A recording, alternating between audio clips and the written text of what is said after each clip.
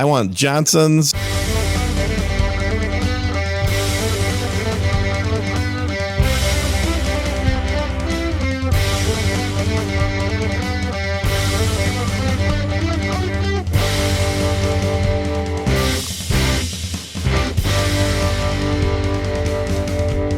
Hello and welcome to Unrelenting. It's just 4 weeks to Kamalapalooza. Woo! I'm Darren O'Neill. You looking forward? Yeah, he's Gene Niftulif. This is Unrelenting. Oh, it's interesting when you watch the polling. This is the first day when you go over to look at the Real Clear Politics average.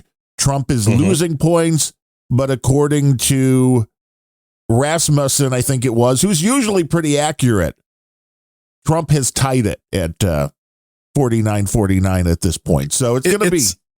It's so ridiculous, dude. Well, yeah, nobody can really tell you how this is going to go. There was a guy, I forget the name of the outfit.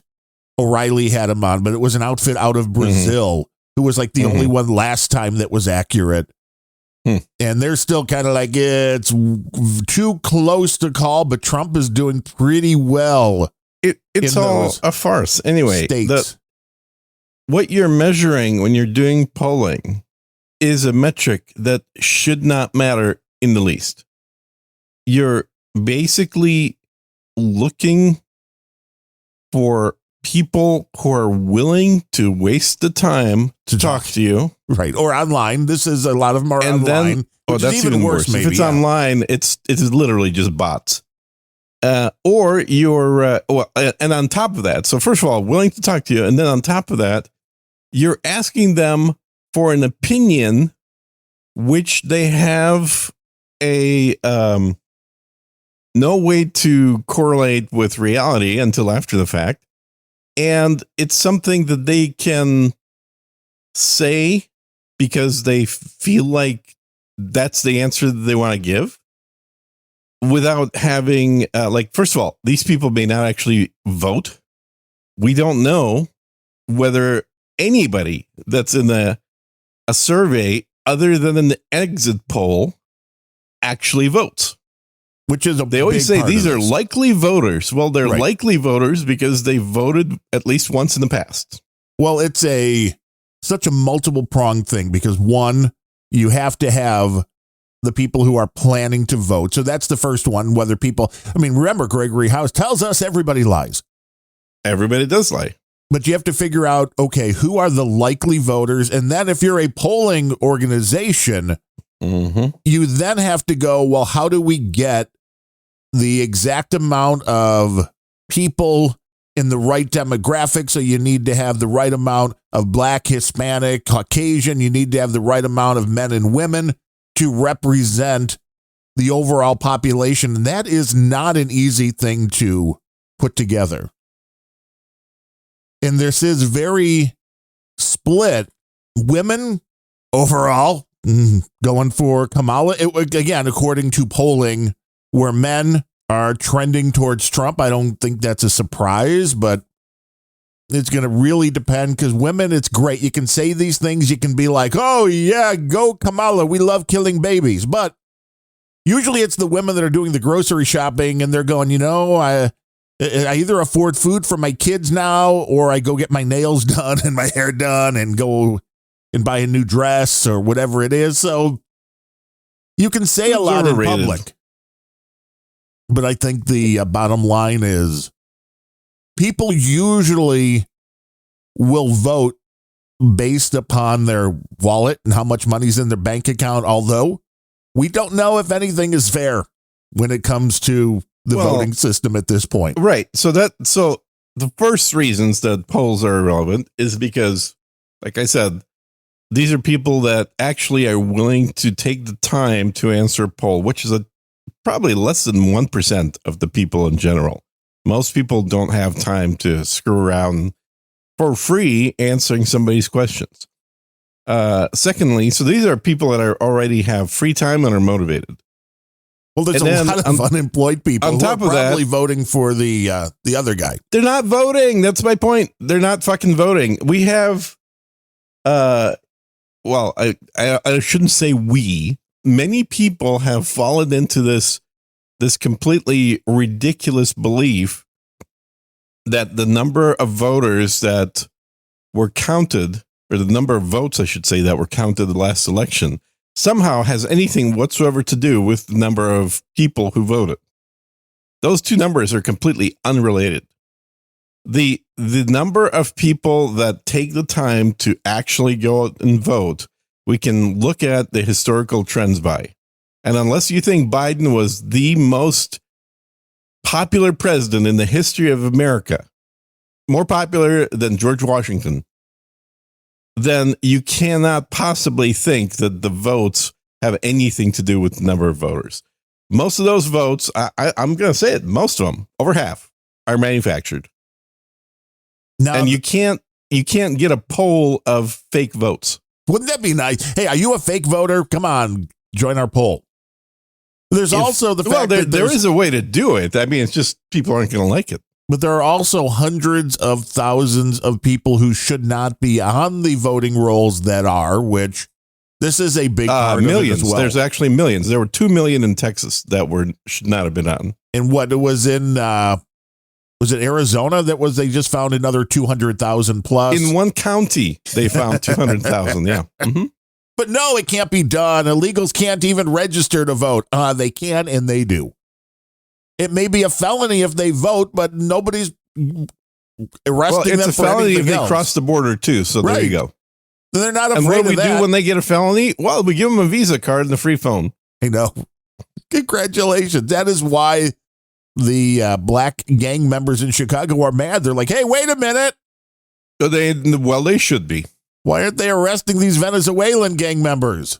Yeah, because, if you want to stoke racism, that's exactly what you do. You import a bunch of people and then make different rules for them. Not worse rules. Right.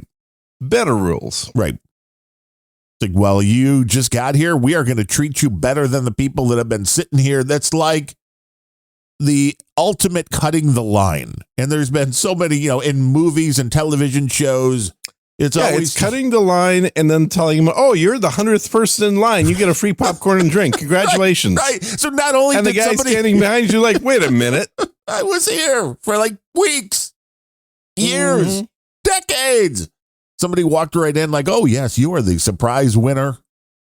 And that's the main thing, which is why, interesting again, polling always flawed, but polling coming out that seems like Trump has raised 17% with the Hispanics since the last election is very interesting to me. Again, none of this shit matters, dude. No, it's all fake numbers. But if there's more people that are, and it would make sense though when you think about it, because if you are when legally I get here one of those and you're Hispanic, dude, you're like, well, I don't want people coming in illegally.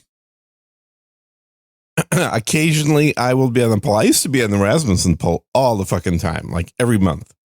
Because it's convenient for them to ask the same people because, they already know you're going to answer. And which is interesting because that was the guy in Brazil. I was always a upper class black woman. Well, you are, of course. Yep. So I was part of the investor class as a black female. Sir Jean Yolanda Neftulio. Polls are great, man. Yeah, well, that was the one thing I thought was interesting with the guy from Brazil. And they have been shown to be more accurate than most of the polling, if not all. And he said one of the main things they do is try not to use the same people over and over again, which makes it even harder to do the whole the thing. Because you're right. Rasmussen sure as hell used the same exact people. They're like, it's easier, way easier, costs a lot less money. We're like, we know somebody will answer this. But obviously they didn't verify your demographic information. Well, how are they going to do that? I don't know. Ask for identification. But I'm pretty sure that's illegal. Well, only for certain things. Not for as a black woman. I think it's pretty illegal. If you want to buy cigarettes, which I don't, but if you want to, you got to show an ID. You want to buy booze, you got to show an ID. You want to get into. Are you buying something when you're being polled? Probably a bunch of bullshit is what you're buying. No, you're selling. So again, what about when you're voting, man? You're doing your civic duty in California. Wanted to make it harder. Bullshit thing. There is no fucking civic duty. There is that is such a ridiculous thing. It's literally that phrase is meant to get uneducated voters to the polling box. Well, everybody's uneducated. That's the brand new way. No, that's not true. It there is. There are certain people, granted fewer in our audience than some other podcast audiences, but there are certain people that do actually spend a good chunk of the day following politics. Right, but how do you know what is true and what is bullshit? That is the biggest issue at this point. Oh, you don't need to know what's true and bullshit. You start off with a very simple thing. And I've been saying this for 2 elections now. There is a solution. It's a very simple solution. And even Tim Pool has latched onto this, of course, just recently. It's after all years. It's all that Russian money. Yeah, it's all the Russian money that he got. He finally got the message to latch onto it. And the idea is super simple. Here's the idea. Blank sheet of paper. All it has is what the office is. And you write in who you would like to have in there. Oh, can you imagine? That ensures that only people that understand who's running and who they are supporting actually vote.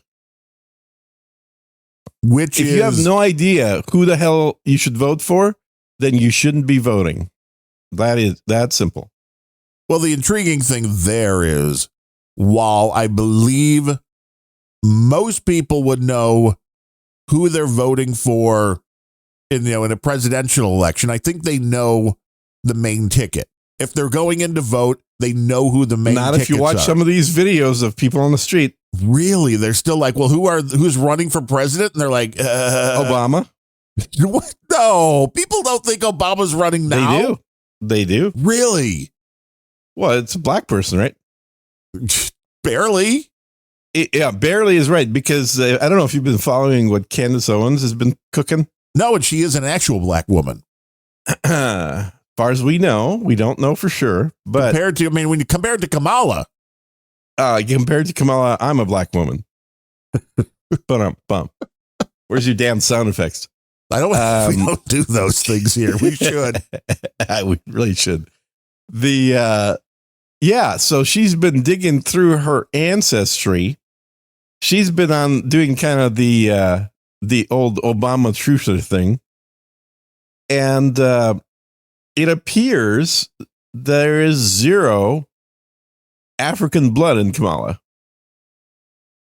because her grandmother, who she keeps pointing to, is Indian, that are pictures of a very black looking woman, was actually the housemaid. No. Yeah. Mm-hmm. Well, the grandmother was an Indian, right? I mean, that was... No, the grandmother is the only one who's black, because she was the maid. Literally everybody else is Indian or white. Interesting. But I mean, they owned a plantation on Jamaica. Well, I mean, cheap labor is hard to find. So you can't get much more racist than literally somebody that had slaves 100 years ago. And this, according to the left, would make her cancelable. Of course, the people on the right, they're like, well, that wasn't you. You're not responsible. But that's not the way you people run your business.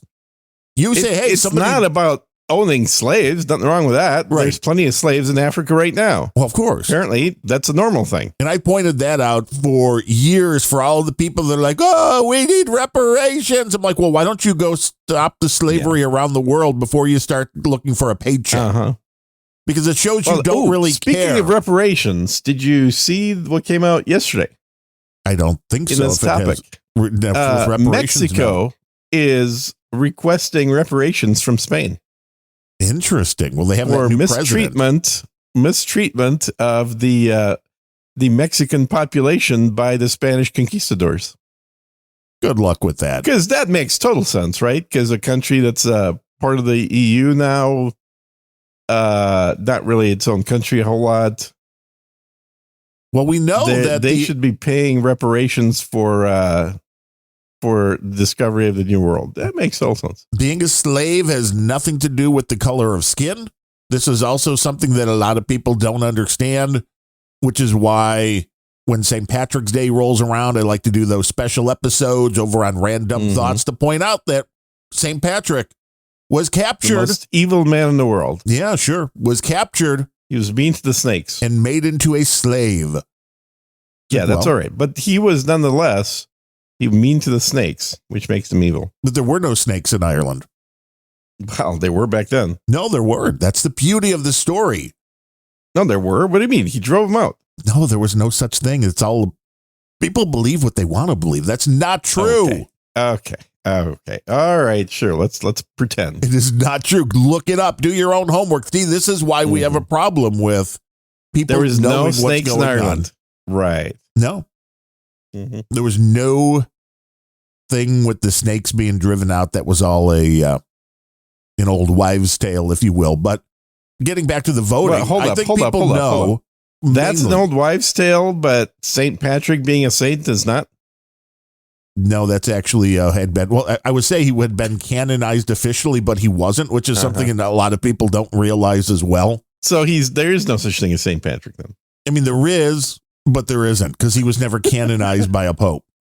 Well, that makes him not a saint then, doesn't it? I would think so. I don't know how that whole thing works. I mean, the Catholic Okay, Darren, Church you still got to send me sees the him. book you've been reading, because clearly this is a whole other thing where there are no snakes in Ireland and St. Patrick's not canonized. You don't have, this is the truth. This is the way the world works. The Truth book. Yes, send me a copy of that. This I'd like is to read that. this is I'll it. put Because on how my do you list. find out the truth? Most people have such misconceptions about such things. They will Next swear thing you're going it's to tell true. me is that he didn't drink green beer. I don't think they had green beer back then, unless it, Oh, here we unless it go. went Here we bad. go, people. Unless it went Darren's bad. on the banner. They didn't have food coloring back in St. Patrick's Day. They were just Right. happy to have food. Yeah. And was St. Patrick's eating mostly potatoes then or what? I don't think so. He was actually Oh, no you, potatoes in Ireland. Okay. you do know that St. Patrick is English, right? He was not Irish. But he was in Ireland. Well, he went to Ireland as Yeah. a missionary, Right. but he was English. A lot of people think he was an Irish dude. No, he was English. British. No, it's an English name. Yeah, Patrick. Well, he Saint took the name Patrick. And last name Patrick. And he took the name Patrick, though. It wasn't his actual name. You understand? Right. What was his actual name? I forget. John? Go back to listen to the random thoughts from this past St. Patrick's Day. It is some just riveting stuff. Oh, you delve into the fake history of St. Patrick. Yeah, I did a whole episode on St. Patrick. Wow. Okay. All right. I'll do that. I will. I didn't, I listen to random thoughts kind of randomly. It is a great show. It is a good show. I like it. The episodes that I listen to tend to be pretty good. Sometimes you get a little bit in the rut, but it's Solo shows it are is- hard, man. Well, I tell me about it. When was the last time I did mine? Like a year ago. You're like, I'm going to have an idea any day I'm now. still paying for the hosting, but Sir Gene speaks, although just all you have to do is change your icon to an avatar of you with duct tape over your mouth and say you will not do another show until Ukraine is free. You just make it. Oh, that's a good idea. That you're taking a stance. You're Right, You're not right. doing shows to stand with whatever you want the cause to be. Slava Ukrainia. Right. Yeah. This is exactly the way it works out. But most people, I think, okay, if somebody out there still thinks Obama's running, I'm kind of worried. But I think most people know Kamala, Joe Biden's running. and to a lot of people, I can see more than anything else, which would be very interesting for the write-in votes of Biden. Like, no, he's not I guarantee you running. that if it was a write-in vote only, there's no way that any Democrat would win any election. What do you think the odds are that we're going to have a story in the next few weeks of a deep fake Joe Biden voice calling people doing the whole telephone scam thing and telling them he really is not backed out. He needs your support. Write him in as a candidate. That if somebody isn't doing this right now, I know it's illegal, but if somebody isn't doing this right now for funsies, oh man. And remember, there was a guy for funsies that made a meme during the Hillary versus Trump era. And then wound up dead. Didn't end up dead. Ended up in prison for a year for a meme, for literally a meme on, I was going to say X, but back then it was Twitter. Ah, yes, Twitter. And it was a meme of, remember, folks, you vote for Hillary on November 9th. And he was sentenced to a year in prison for that. Oh, for election interference. Yeah. Yeah, so if you're going to do the whole Joe Biden fake voice thing, make sure you do it from like Panama or someplace where there's no extradition. Yeah. That would be the way or you want Russia. to go about it. Right. They laugh at your extradition request. Yeah. And if you're doing it from Russia, buy some Facebook ads. Yeah, you got to have Facebook ads. It's the only way to win an election. No, yeah, it's absolutely. And I love how Zuck now is saying that the FBI pressured Facebook to remove any posts dealing with Biden's kid. Oh, yeah. Oh, wait. So for years, they were denying that. Yeah. Well, we were probably Literally under denying a gag order. And now it's like, well, yeah, I was kind of mean of them to do that to us. We're the victims as Facebook. Poor little Facebook. Okay. But I think most people would get I think at least a majority, maybe only 51% would understand the presidential candidates. But beyond that, man, I don't know how many I could list for this election. I don't know who's Good. running. You shouldn't be what. voting for them. Of course not. But you this don't know who you're voting for. You shouldn't be voting. Now, I can go and do the research before I walk into the polling place. I doubt most people do. I think it is just a commonality now, and I think it's a bad thing, but I don't think it's going to change anytime soon, that most people go in and they vote a ticket. It's either I'm a Democrat and I'm a Republican. Exactly. You don't need to have the way voting in America works right now. Is, well, first of all, it doesn't really matter because the votes don't actually do anything. But the way it works in this country right now is you have a ballot, and this is for our international listeners, which is generally a piece of paper. Sometimes it can be on a computer screen as well. But it has the office on the left, and then the names of the people who are running for that office, just to the right of that. And then right next to each name is a little D for Democrat, an R next to Republican, an L for Libertarian, or I if they're unaffiliated and they're independent. And basically, that's your choice. Now, you're absolutely right. What most people do is they just go look for their party of choice, like a D, and they go through and just mark all the names that have a little D next to them. Those votes, in my opinion, should not count. Well, of course, you don't know who you're voting for, you have no business voting. California took the R's and D's off the ballots, but they're all D's. So, it makes it a little bit different. In any other state except California and New York, that would actually make some difference. Right. Because people would just get confused. So what do you do if you have, like, for offices that don't have a single person winning? Like if you've got an office, you vote, list of 7 people, pick 3 to be on the city board of parks. Right. What do you do? You look for the Irish names. Okay, good. So I look for the men first. What a sexist. And then I make sure that the last names are not too weird. Enough to live. I don't want enough to lives in there, okay? Nobody with a weird, unusual name. I want Johnsons. I want Smiths. I want Andersons. I want Washingtons. Just regular names, not weird ass Ramaswamy type names. Okay, I just have to make a mark there. I want Johnson's. What a opening line that is. It's just the way you hear things. Give me all the Johnsons you got. Those guys, they are the best. They're the best candidates. Give me a Smith. Give me anybody with a regular, one of them regular names. I don't want none of them foreigners. No foreign sounding names allowed. Right. But that's the thing. Like, I shouldn't be voting for any of those. Right. And with this, it's just ridiculous. When it gets down to things like what judges should keep their job, it's like, who knows anything about the judges? Right. And usually it's like unopposed. Well, do you vote for the blank Right. or do you vote for the judge? I always, if anybody's running unopposed, I always vote for the other.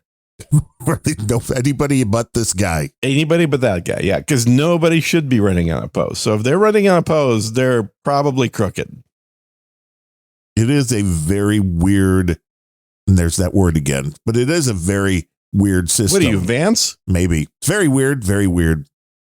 Completely broken. And now, the fact that you can take in, and I don't know if this is good or bad, that you can take your cell phone in to the voting booth and be like, well, who should I, you can have your whole list down. Like somebody can tell you. Oh, great. That'll make the lines even longer. I know. Like, perfect. Let's have see. people spend 5 minutes flipping through TikToks in there. Let me see who I'm supposed to vote for. I forgot. Let's see for who are we voting for this one? I don't know. Now, well, I don't care about that. I mean, you could always bring a piece of paper with you as a shorthand as well. Yes, to remember who you're supposed to vote for, unless somebody else gave you that sheet of paper. At least that's one step removed. Like that's at least better. At least you took the time to write shit down. True. Because the idea of you just checking a box with a D or an R or whatever on there it makes the whole damn system ridiculous. There's no point in voting. It's essentially a bunch of uninformed morons, as the great Bhagwan Sri Rajneesh would say. You remember that quote, right? I do not. From the Bhagwan Sri Rajneesh, the greatest spiritual leader of the 1980s. Can you spell that? Bhagwan, B-A-G. Okay, UIN, Bhagwan, probably. The just search for something phonetic like Bhagwan Sri, S-R-I, Rajneesh, R-A-J-N-I-S-H, probably. So you don't want any Ramaswamis to win, but you're taking your information from... No, I can't barely. You don't remember the Bhagwan. He was awesome. He had a town in Oregon, a whole city. And there's a video of him back from the 80s where somebody asks him, what do you think of democracy in America? And I did my 80s reporter voice there. And he said that democracy is a system of government by the people, for the people, and of the people. But the people are retarded. Kind of makes sense. Actual quote from him. You should look it up. The Bhagwan was hilarious. He was awesome. The guy's got just a deadpan delivery in very funny things. He also had a Rolls Royce for every year of his life. Oh, well, that's a way to go. Yeah. And, eventually they broke up his cult. I mean, his town that they had. And he was forced to go back to India. But he was a very colorful character, a very funny guy, and was making headlines back in the 80s quite a bit. I remember seeing him pretty regularly. Well, and the uninformed thing is getting worse because, one, people don't think they need to be engaged. And I think this is the other reason when you get to why the children are in such bad shape, or because parents, I don't think, take the responsibility of parenting the way they used to. They think that, the school will take care of it or the church will take care of it, and all they have to do is send their kids off to school. Yeah. Back in the 1800s, the people that lived in the United States were much more engaged, especially because, one, it was a new country and they knew they were the ones in control. This was a whole new thing. How did we lose that, where people are now so apathetic that they can sit and play on TikTok for hours a day and then don't know who's even running for president, who is in charge of their lives? Because they know that doesn't matter. Well, it matters but maybe they have zero control, you could be saying, but it matters who's in charge. Oh, well, who's in charge? You don't actually elect. You got the shadow government. You got the deep state. Yep. Where the president continues to come and go, but there's always... We have the perfect proof of that. Who's the president right now? Anybody? Barack Obama. Well, I mean, you might as well say that because it's certainly no decisions have been made by anybody as president that was elected to be president for years now. Yeah, Biden is... You think old Joe's in there getting a bunch of, people coming in with, well, what should we do here, Joe? What do you think? No, of course not. He barely keep his diapers from spilling over. Oh. Uh-oh, it's the final countdown. Yeah, exactly. We may not hear that in the final. This normally is on mute this time of day. Oh, my goodness. Ringing. Oh, my goodness. I know, right? Is it Vlad? Now it's on mute. Is it Vlad? Do you need to take the call? Is it Moscow? Well, that's a good question. I should probably check to see who that was. Yes, it could be a very important communique coming in over the encrypted channels. You never know.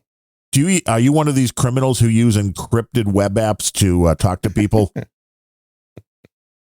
No comments. Yes. Only criminals would ever use an encrypted app on your phone, because why would you want to have something that's encrypted on your phone when it should be clear and available for monitoring and recording? Everything you say and do in your private life should be public. That is that's what the left wants right now. So if you're going to vote for the left, that's what they want. I wish that's the other thing. I mean, like my first suggestion of just a blank slate, I think is at least theoretically possible. The other way is to make voting not anonymous. Oh, I agree with that. Have voting be public. I agree with that, but I don't know. I'm not saying it should be stamped on your house. Your house should have your voting record on the outside. See, that I disagree with. Why? But we have the ability now to give people, the computerized voting. You should have a barcode on your forehead that anybody can scan with their phone that can look at your voting record as you're walking by. Remember Dark Angel when Jessica Alba had the barcode on her neck? Oh, I love Dark Angel. I know, great. That was show. back when she was hot. Yes. Well, she was in the right age range for you at that point, with like 19. That's what I said. I literally said back when she was hot. But it's like, there you go, the barcode. But I think we have the technology now, and there's a lot of people who push for the paper voting, and I understand the end reason for that, because they feel like that is going to be less apt to have chicanery around it. I disagree. I don't have a problem with computerized counting, but with the computerized counting, there should be a receipt on the ballot that you get with the matching number that you can then go in afterwards and verify that what you voted for is in the system, because that is a very important check and balance, I think. Yeah. And if you don't have to tie that number to somebody, you don't have to do this publicly, but everybody adds. Yeah, it's like you walk into DMV, you get a 4-digit number, and you sit down for 5 days and wait for your number to come up. Right. But you can look up your number. But you can always see, well, what are they on? Okay. Right. That would make sense to me. I don't know why we don't have that. We have the ability with the blockchain and all this, that things can be stored where they can't be screwed with. And I think people would have a lot more. If you can get past the whole adopting technology bit, here's another suggestion. Make people use their phone to vote, and your phone has a security way better than the election system. Right. Oh, I agree. That requires either a fingerprint or your facial ID. Yeah. I would have no problem with that. If you did that, then it's super easy. You can only submit one set of voting records per phone. And we don't care if you do it a few days early or whatever. Yeah, but the people that could buy 100,000 phones, this is where you get into. So they have to be registered to an individual person. So there's still the whole registering as an individual to vote, but I would have zero problem. Well, I'm not saying you make the phones vote. I'm just saying that the phone provides its security to the voting. That could make sense.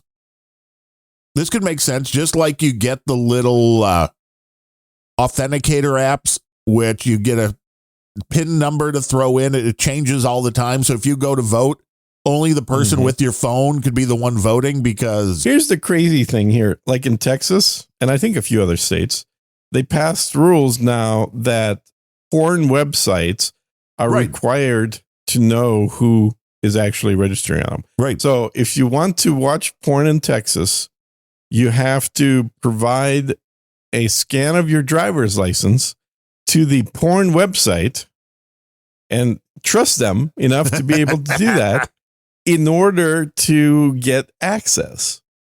So if the rules for watching porn on your own computer in Texas are more strict than the rules to go vote, right, we got a problem in society. It's for the children, Gene. It's all to protect the children. For the children. Because, children have never heard of a VPN before. Well, I mean, what are you going to VPN out to Mexico or something and then come in through the open border? Any country or other state. I tried this when this whole thing started. I went through, it was probably NordVPN, maybe Mulvad, but I chose a endpoint in Texas and then went to Pornhub and got the whole enter your information. Yeah. It's like, okay. And then you change that to any other state and it's like, oh, you're right on in. No problem. Well, I think more and more states are going to go that route because this was a very simple thing for them to do. And it basically places up the burden of proof on the porn sites. And some sites just pulled out of Texas altogether. If you have a Texas IP address, they don't service you. Which would make sense. Other websites. This would say all of the porn websites are going to wind up offshore. In Nevada. In Panama. Places where it's in Nevada. Yeah. It's like, this doesn't make sense because, again, you have ways around it and you can very easily move. It's like, well, somebody just has to move their server to a different country. Yeah, it's not going to affect much. I think that the selling of the VPNs is almost tipping the boat at this point. So I'm fully expecting in the next year or two federal legislation banning the use of VPNs. Oh, I don't doubt that the left wants to do that. They want to make the right does as well. The right does for different but similar reasons. I don't think they would go to the same extent. Could be wrong. I think they would support a bill called the Keep Porn Away from Children Amendment. Of course, but they have no idea how the technology works, which again is part of the problem. Like, well, do we want to keep porn and the way it's going to work is they will simply mandate that all VPN providers have to have a filter based on geographic location. You won't be able to get a VPN without providing a copy of your driver's license. And the VPN will be required to add your location to anybody that you're connecting to. And how is the United States going to force a VPN that is based in a country that does not abide by any of the same laws to do this? Well, the same way the U.S. does that right now, by taxing them and then if they don't pay taxes, that's an international thing. Plenty of international companies. Yeah, but how do they even know? That's the interesting thing when it comes to places if you're a small player, you're probably going to be able to fly right by. Well, think about Mulvad. I tell you what you're not going to be able to do, advertise on every other YouTube channel. Possibly. But Mulvad is pretty big, and they're one of them. I don't know how many other ones do, so don't ask. But Mulvad will allow you to take any kind of currency, put it in an envelope, and mail it to them in order to get the access to the VPN. So it's completely anonymous because they don't know where you live. They don't know what country you're from. I mean, they absolutely know where you're connecting from. Well, they do. Yes. Yeah. But why? They're not going to care. It's like they're outside of the jurisdiction of the United States. Boom. Oh, they're not going to care. Have them talk to RT and see if the U.S. government can remove an organization from doing anything in the country. Well, but that is a different thing. No, not at all. Because the IPs change. It's much harder to block a VPN service than it is to block a news service, which is... They don't need to block it. This is my point. They don't need to block them. All they have to do is levy fines on them. Still won't work. Until we have a one world government, which I mean, we have a one world government. You didn't realize this? No, there are still some outliers. Mm-hmm. Yeah, if you're going to be using the Chinese or Russian VPN services, those are the best ones. Yeah, those are the best ones. But again, keep in mind, we are currently blocking access to a whole bunch of IPs from countries that are hostile to the United States on the backbone. You have no control over that. I have no control over that. The U.S. government has control over that because they own the backbones, or they own the country. They run the country that the companies that run the backbones actually operate from. But again, this is where the VPN now, depending on what they can actually do, if I connect to a VPN in Moscow, well, then anything they're not blocking, I get to see. Yes, correct. So, I mean, this is the oddity of all of this, trying to play whack-a-mole and it's a numbers game. It's the same exact reason that right now in Texas, you can't watch porn without providing your ID. Oh, unless you use a VPN. Because some people just voluntarily not service Texas anymore, and other people decided to comply.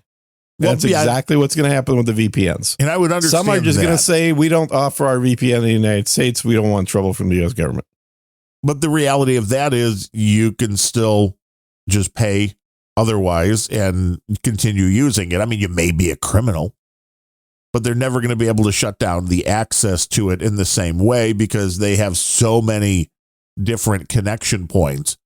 Now, it would be interesting that they might have to get rid of all of their servers within the United States, and which would mean it would be right at the Canadian border. There's going to be a lot of NordVPN right, but servers. You understand that getting rid of your servers in the United States is basically going to mean that you're coming in from Canada at that point. Right. You're not going to be able to pretend like you're in Texas like you just described. No, I'll be able to pretend I'm in Canada, so I'll be able to watch the porn even if I'm in Texas. Yes! Yes, exactly. You'll be able to watch the porn and you'll have your language monitored, and you can't say things that imply that you don't believe in 127 different genders. Yeah. Hey, you can watch the porn, but you got to be very woke. Mm-hmm. Yeah. You got to be woke while you're watching porn. Oh my God. How cringe would that be? Woke porn only, which means that any porn you click on has to be transgender. And you can't misgender somebody. You can't, you have to be very careful with the language. Yeah. No, you literally click on, men, women, whatever the topic, whatever kind of daddy issues, porn bullshit you want to watch. But all of it is transgender. That is a very good point. That'd be a good way to get kids off the porn. Yeah. Be like, I'm gone. But maybe not. Who Surprise! The hell knows? What? No. No, we don't want the tranny trick. Oh, boy. Alvaro says, remember, not all sources of porn are porn websites. See Twitter/X. And this is true. And this is an interesting part of this whole thing where people keep saying that. I have never found porn on X. It's there. I've looked. I have not found Somebody send give Gene me the keywords at SirGeneTX. Send me links to Twitter porn, because I have never seen any porn on Twitter, and I've been on it for on and off. I mean, I got banned once, but on and off I've been on it. It's literally the day it started when it launched here at South by Southwest. I signed up the first day, and I mean, there's a lot of I've never seen porn on there. It's about the only thing left, it seems, on the Fediverse is porn.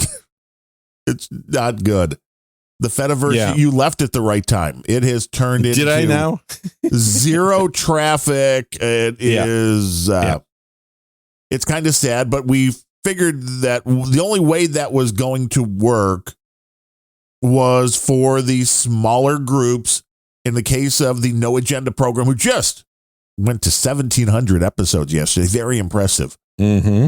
Planet Rage sent in a donation. I know Unrelenting didn't, because we don't make any money. So, I mean, that was the main reason there. But No Agenda had a large enough audience where if you they ran well, had somebody run an instance, it brought those people in because they thought it was going to be a small community. And it kind of was if you didn't pay any attention to what was outside of that server. On the Fediverse, yeah. Then it was kind of a private little community. And that, I believe, can work. But otherwise. Yeah, you know what that is? That's called a bulletin board. Yeah. We should put one of those right back up. Well, he's got the IRC thing he's promoting right now. Might as well put a BBS up. BBS is awesome, man. The good old days.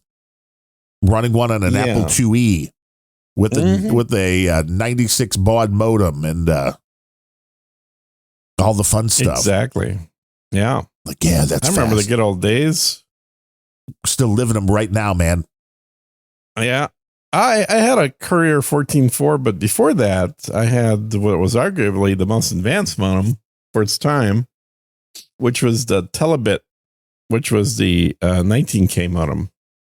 And that came out when everybody else is running at like 2400 baud. And you're like, I'm going to really blow your doors off. Yeah, because what it did is it had, I don't know how many of them, but it split the signal into a whole bunch of, and I don't know how many, probably at least 64 different channels that were based on different frequencies. Right. And so it was able to maximize the amount of data sent by, instead of just sending something really fast through one channel, it had a whole bunch of basically slow sending channels. And once they realized how to stack the channels, it was on. I remember my first modem was a 300 baud acoustic coupler modem. I never had one of those. My slowest one was 1200 baud. Woo! You were advanced. And it was the first Apple modem. It was the one that you plugged right in the wall, like a little dongle outlet thing, and it just had a line going back to your computer. Well, that was magical because that was, how many years has it been since War Games came out? That is the one thing that still annoys me, is that he picks up the phone, puts the handset into the acoustic coupler modem. Yeah. But somehow it is able to hang up and dial over and over again. It's like, that's not how it worked. No. Yeah, they're kind of conflating two different styles of modems. Yeah, they played a little fast and loose. You had to be directly connected before it could hang up and dial on its own. Yeah. But I understand this made it, people were like, oh, I get it. He's connecting to the phone line. Where if you didn't do that, you would have had to add some dialogue in, like, what is it doing? It's going onto the phone line. So I get why they did the show not tell, but still it wasn't accurate and it annoyed me. Yep. I get you. Alvaro says there is Reddit porn and Discord porn. I mean, there's porn everywhere.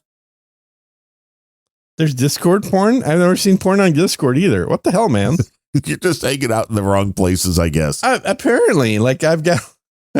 She's looking for it all over the place. I'm totally looking for it and I'm not finding it. What the hell? Where's all the porn on the Discords? But this social media makes these porn laws very intriguing because people are going to start pointing those fingers and be like, well, you can get it here too. If it's really for the children, then blocking the main sources it's not enough, because the kids aren't going to get it. Just like the vast majority of criminals seem to get their guns illegally. Well, the kids, they're not going to the legal place to get porn. So going after like the porn store. And here's the scary thing, right? So you prevent the kids from getting professionally produced porn. And they make it themselves. Yeah, they do. We have a whole bunch of cases out there of children basically losing their futures because, now they're child predators at 12. Right. Or terrorists. Which it should tell you something about these laws. Yeah, they don't work. A girl takes a picture of herself, sends it to a guy. He, of course, shares it with his friends. Now he's got a distribution of child pornography charge. Right, even though he's 12 too. And he's 12. Yeah. Yeah, exactly. Now you could argue, well, the parents have no business giving phones to any of these kids. Yes. I actually kind of agree with that. I think that should be the law of the land. Kids However, should not have phones. Kids have been showing each other their sexual organs for Yes. literally as long as humans have been alive. But they were doing it in private where the pervert, 20,000 miles away couldn't see him. So we're allowing the pervert 20,000 miles away to ruin these kids' lives. Yes, we are. Mm-hmm. And this is, again, kids should not have phones. I do have a carve out that says, okay, but let the kids have the phones. But if they do commit an offense, like you're talking about, a 12-year-old having child porn on their record, that should be on their parents' record then, rather than theirs. I believe that is the way to fix this. Yes. Now, I happen to agree with that. Dude named Ben vehemently disagrees with Ben and says, well, you don't have kids. How would you know? Because he really likes the kids to make their own child porn? Is that...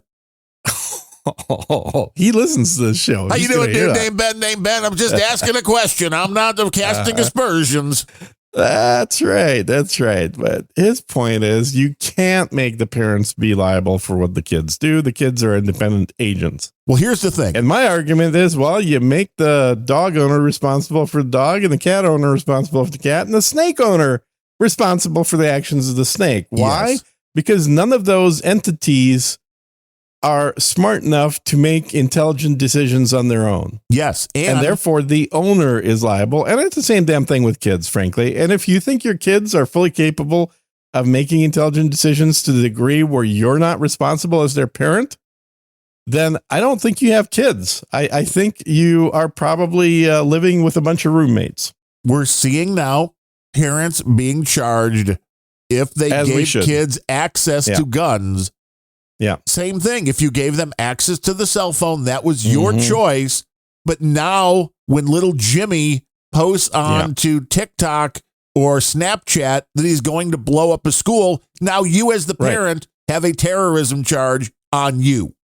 Yeah. Yeah. And it's called responsibility. Yes. Is what it's called. And I know that Ben, I think, mainly objects to this because the gun thing, it's like, well, it's a great way to make sure that the parents get charged with gun charges by just having stuff that the kid does that all of a sudden the parents have nothing to do with that nonetheless makes the parents lose their ability to have guns. Well, I think it's got to be a full package. Like, just because you like guns and you're pro guns, which I am, and remind me to tell you about the fun weekend of shooting we had. Woo!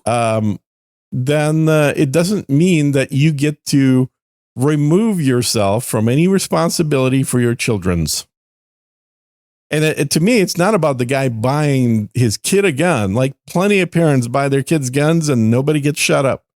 Right. The problem here is that you have a parent with a child who is mentally deficient. Like, he's crazy, clearly, because anybody who goes off and shoots up either a school or the president of the United States is crazy, right? There's only two reasons for doing it. One, you're getting paid by somebody like Iran, or two, you're not right in the head. No, because I don't think there's a third choice here. There's a really good choice if you're going to go out and try to do harm to the president that you are going to die in the process. Yeah. Yeah. So consequently, I don't think you can take the responsibility away from the parent, nor should you. The parent is responsible for their child. If you give your kid alcohol and then he gets in the car and drives and kills somebody, you should be going to jail along with him. There are not in the same jail, but you know what I mean. I'm like, you both ought to be charged. It's not like, well, the kid's got to have the parent there when they're in prison. No. You're both getting raped. Now, there's a beautiful way to put it. But what do you think prison is? A prison sentence is just a rape sentence. That's all it is. Now, the intriguing thing would be, in this country, just like we have laws on buying guns and how old you have to be, I believe, unless I'm wrong, in order to sign a cell phone contract, I believe all of the major carriers in the United States require you to be 18 or older. I don't know. I don't recall any questions on the contract about age. Well, that's because you were well over the age by the time you were doing the contract. No, I just did it. No, I just recently, a couple of years ago, changed my phone system. Right, but it's like if you walk into a store and you're like 12, I don't think they're allowing you to. Please walk into a store. That's not how you do phones. There are some people that still do. They still exist. You call your Apple guy and you tell him you need a new phone. You have the Apple guy. A lot of people walk into Costco because you can buy them right there at the little cell phone kiosk. You can get them at Best Buy. You can get them wherever else they sell them. And I don't think, again, if the child has a job that they actually get approved to get a cell phone because they're giving you credit. That's the other part of this thing. Most people, when you get that phone, it's $1,000 phone that you're going to pay off over like 3 years. Well, if you're 12, they're probably not going to think you're a good risk on actually paying that off. So you probably would have to pay it off in cash up front, even if you could get a pay-as-you-go kind of a plan. But overall, I think it's hard. Just like I don't think if you're under 21, can you even rent a car yet? If you go someplace, it's harder or they charge you more. It is definitely harder. Yeah. So all of these things are put into place. I don't understand because I don't think it's hard to get a phone. I mean, you get a burner phone for $29 at Walmart and then pay another $29 for a month of usage. But do you think the kids would be able to do that on their own? Yeah, how many? Absolutely. Then I guess they're okay because it's not on the parent's contract. Because I don't think the parents can stop you from doing that. I mean, that's one thing there. Yeah. But it would stop the parents from here's your unlimited access phone. Yeah. Well, and that's the thing ultimately what it comes down to isn't the parents being able to push a button and limit you. It's raise your damn kids. Right. I mean, your parents raised you. What the hell's wrong with you? Right. Exactly. You need to be involved in your child's life to the degree where they're not making child porn and they're not going off assassinating presidents.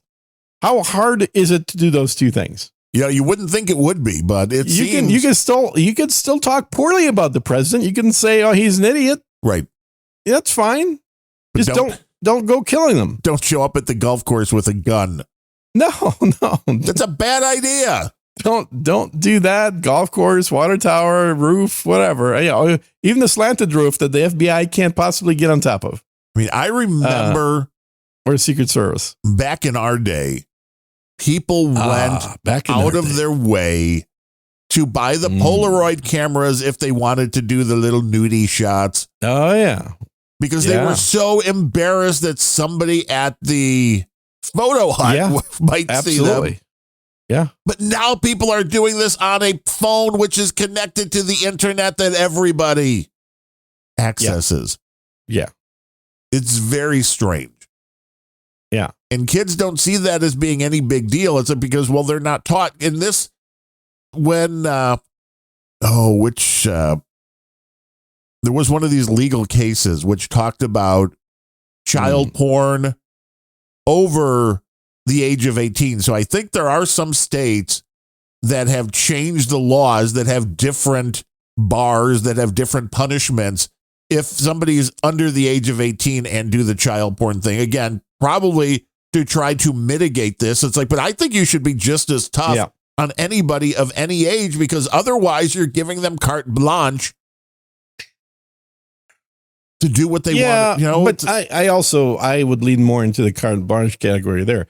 I think that it is fully appropriate to have anti-pedophilic laws where you have actual adults that are preying on actual children. Yes, which when you're talking about an 18-year-old dating a 17-year-old and getting nudie photos of his girlfriend. Then no, that's a gray area, man. I can't abide and say that the exact same rules apply to that 18-year-old that apply to a 40-year-old and a 12-year-old. Those are not the same issue. Unless you release those photos to the world, and then it is because now you're making them public. Well, and you can be monetizing them. It's a tough one. It's tough. It's tough to say, and I think part of the problem is because it is such an abrupt switch from now you're a child, you're 17 years and 358 days old. You're a child, and then 24 hours passes, and now you're an adult, and now you can be charged for somebody else. That it's like there. Maybe we just need a third category called teenager or something. Maybe because it's like you can't like the laws for any kind of pedophilia related to prepubescent children. Should not just be death penalty. It should not be related to the 17-year-old. And incidentally, I posted a video. I know you don't follow me on X, but I posted a video on X. No, I posted a video on X of I follow people you closely in Minnesota. Oh, well, I don't watch any Minnesota stuff. People in Minnesota that catch a I don't know if he's illegal or not, but clearly a man with an accent that shows up to meet a 13-year-old girl. That can't go well. And they're like, hey, what are you doing here? And then, you're here to meet that 13-year-old? And then they proceed to beat him up. And since the police have been canceled, there's no more police in Minneapolis. Right. The pedophile is like, I'm calling the cops. And they're like, go ahead. They won't show up.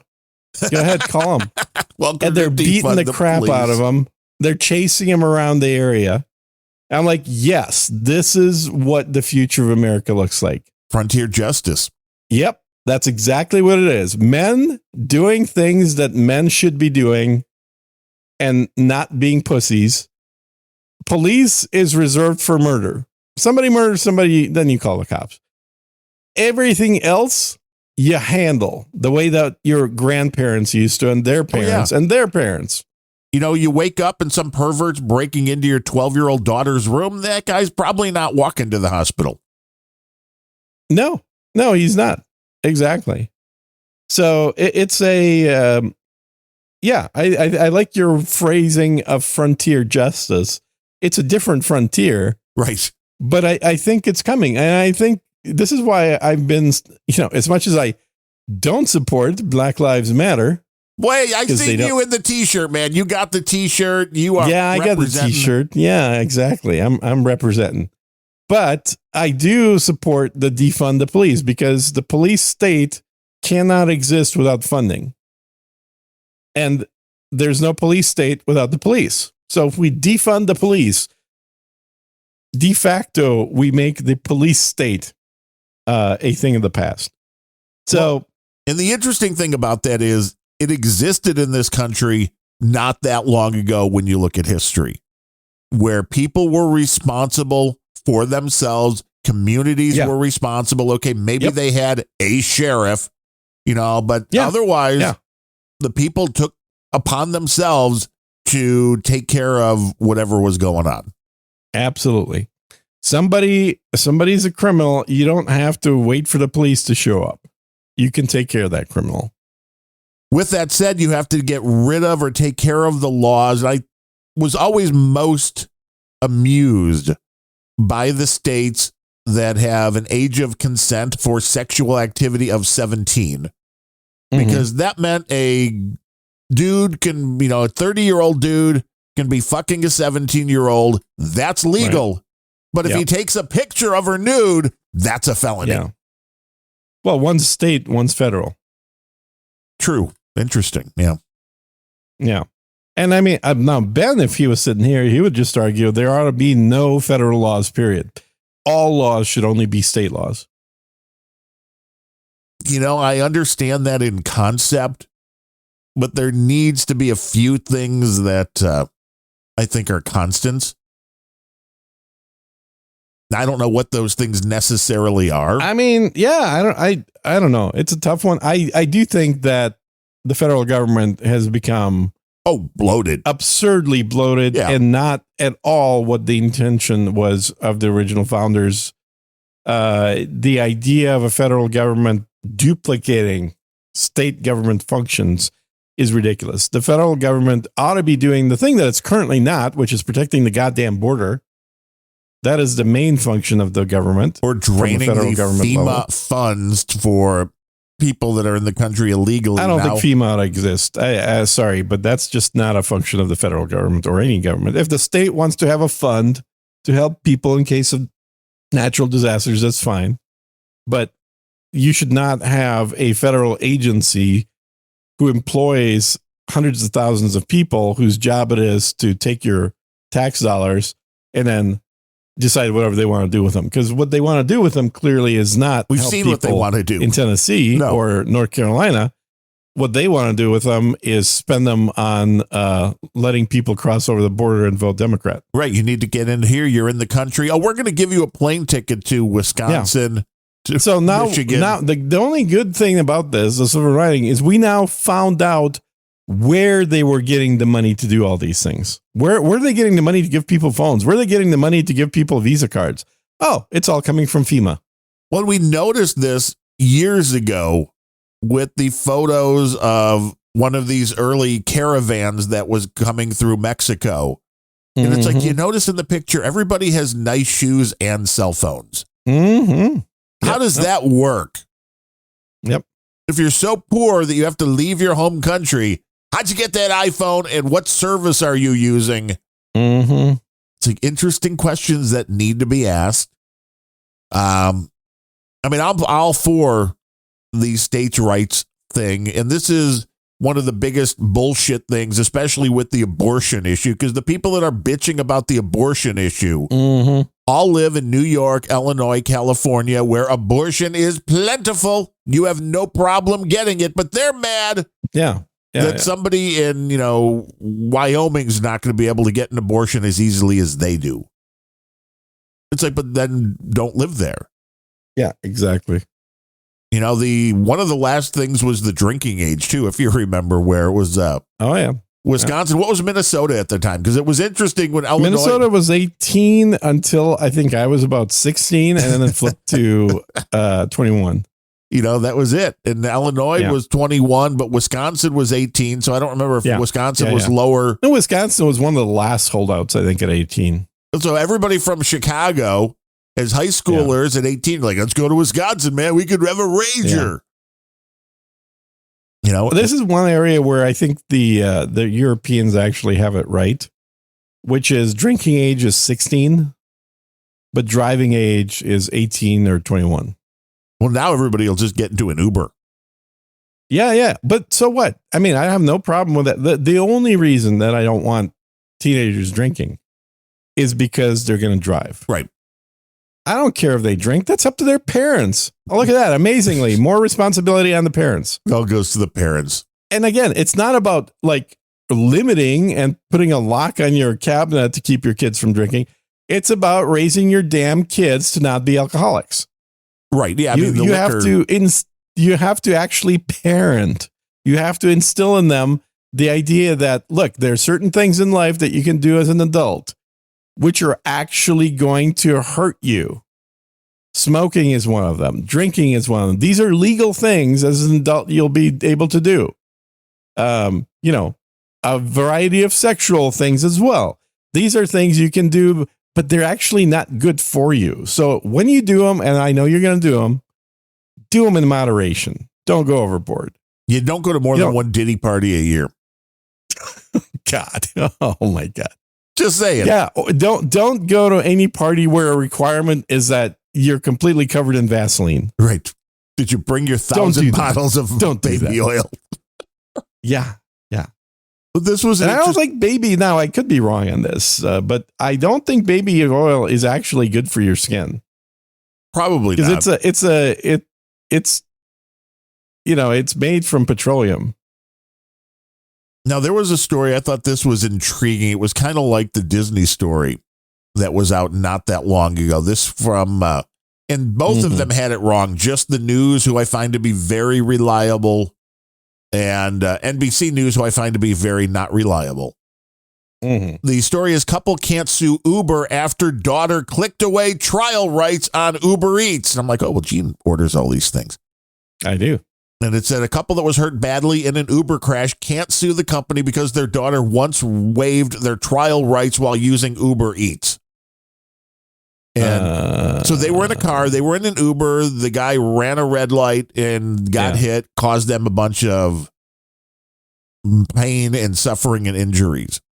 Yeah. According to NBC, the court ruled the couple cannot sue the tech giant because their daughter, a minor, once checked the box while using her mother's phone to order a pizza on Uber Eats, agreeing to waive trial rights. Well, it's like, one, here's another very interesting thing. It's like, well, so the app and the phone belong to an adult mother, but now they're going to say, oh, but the daughter ordered the food, not us. So it's like, bullshit. How do you know? Now, here's the thing. Yeah. Believe it or not, I'm actually on the side of Uber on this one because the giving your phone to your kid to click on random things is not an excuse. No. And it said even before that pizza order, this is all the shit that gets buried. It was the same thing with the Disney one. This is NBC News down towards the bottom. Even before that pizza order, the company said Georgia McGinty had previously clicked through Uber's fine print agreeing to waive a jury trial. And I'm sure she did. Mm-hmm. In this concept, when it happened to the guy with Disney, they're like, well, because he signed up for Disney Plus, 2 years earlier. It's like, well, that may have been true, but he also agreed to it when he ordered his fucking vacation like 2 weeks before. And it's like, well, that's the difference. It wasn't that he did it 2 years ago. It's like, if you're going to want to go to Disney so fucking bad that you're just going to click the fine print that you're not going to read that says if something bad happens, we have to go to arbitration rather than a jury trial, then it's on you. Don't fucking go to Disney. All these companies have it in there. If you missed it, if you agreed to it when you got to the Uber app, well, then after something bad happens, you can't be like, oh, but now I want to sue. Fuck you. Be responsible. It's unbelievable. But this is buried in all of these terms of service because the company's like, we don't want to go to court. That costs too much. We'll pay for an arbiter. Yep. And you can't then get back and be like, well, I don't want that. Here's a funny bit that you're probably unaware of because you don't play video games. So Steam, which you probably have heard of. Yes. Which is the largest distributor of video games. It was really the first company that created a gaming directory / catalog you buy stuff from, and it manages all the updates. It's very convenient. Everybody uses it. Right. It's all online. This is the first thing. Once people stop buying actual physical media, this is where they went. Right. Like there were a lot of benefits. You get your game instantly. You don't have to drive to the store. You don't have to install it off CDs or DVDs or anything else. It's just downloaded for you. And the speeds are fast enough that, usually it's 20 minutes or less to get a new game. Anyway, Steam just updated their language in the user agreement. And what I found very interesting when I clicked on the update, because I read through the changes, is they have now removed all the arbitration clauses. And now the text says that any disputes will be settled in court. Interesting. So they went the other way. They went the other way because they thought arbitration was quicker, cheaper, et cetera, et cetera. What they found was they were getting brought into arbitration hundreds of thousands of times. Oh, because maybe it's like not that many, but certainly thousands of times. For the end user, it's just kind of like you complain. You don't have to get a lawyer. You don't have to pony up. Yeah. You don't. I mean, you could get a lawyer. You don't have to get a lawyer. But the thing about arbitration is that, the costs are quite a bit higher than with the courts. Like court costs are very, very small plus legal fees, which are the big part of court costs, right? It's not really the court that's charging you, it's your lawyer. With arbitration, it's actually both. Because arbitration is a for-profit system. And it's usually retired judges or lawyers that are the arbiters. And they charge a lot of money, a lot more than the court system would. And so when you're dealing with a whole bunch of small claims, you're actually spending more money with arbitration than fantastic. You would. Yeah. So they've now reverted back to like, if you don't like us, you gotta sue us. Right. There's another great show opening. If you don't like us, you gotta sue us. That is pretty good, yeah. But it's true. I found it fascinating. It's like all these things come full circle eventually. Yeah, well, it makes sense. And that people just don't take the responsibility. And I understand why. Don't get me wrong, because when you go to download a piece of software, or an application on your phone and you're presented with 30 pages of legalese, you're just like, okay, I'm not going to read. Who reads it? No, maybe Adam Curry and you are the people that read it. Everybody else just goes, okay. And then they wait for something to go bad to find out that they clicked their rights away. Yeah. And now, well, I had something go bad with Uber Eats the other day. Oh, I saw this. See, I follow you. That this was the greatest scam I've ever heard of. To do a buy one get one free, not give you the one free, and then say I don't have to refund you because it was free. Right. Yeah, I mean, it's like clearly somebody was using logic. It's just the wrong kind of logic. That was great logic. They're like, we will refund you what you paid for that. Right. You paid $0. There's your refund. This is what we would do. This is the genius move. It's crazy. It is definitely a genius move. But, and I tried to reason with them like, yes, but, I did pay for 2 expecting to get 4 and I got 3. So wait, it was 3. Okay. So instead of 4, it wasn't 1 or you were supposed to get 2. You got 1. So I ordered, 4 sandwiches or 4, whatever the hell. You were really hungry. Sandwiches. Well, no, I usually look, you're going to pay for delivery. You might as well get something to eat and something to put in the fridge.